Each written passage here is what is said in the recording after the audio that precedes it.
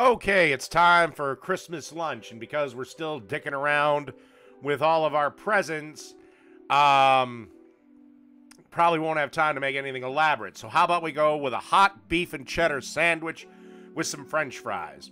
Okay, as you can see here, I've got some sub rolls that I've lightly toasted in the oven at about 400 degrees, and you want to keep the oven at 400 degrees.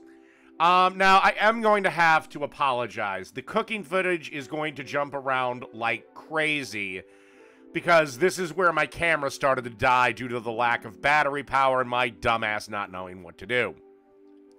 So, first thing you want to do is you want to put mayonnaise on both sides of the bread. And as you can see here, got that already done. And then you just want to add some roast beef that you picked up at your local deli.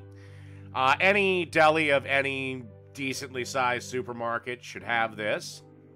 And on one side, preferably the top portion of the sandwich, you want to add about 2 to 3 slices of roast beef per sandwich, depending on how thick they sliced them. They sliced them paper thin, a little bit more. They sliced them relatively thick, a little bit less. Then, on the other side, the bottom portion of the bread, you want to add some cheddar cheese.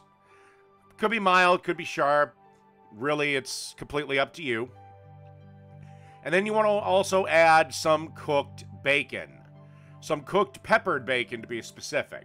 If you don't know how to make peppered bacon, it's basically grind pepper over bacon, pop it in the oven, and cook.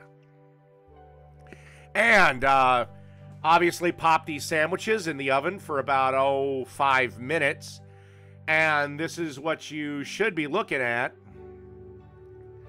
So you just want to marry the two sides together, and we'll be ready to serve.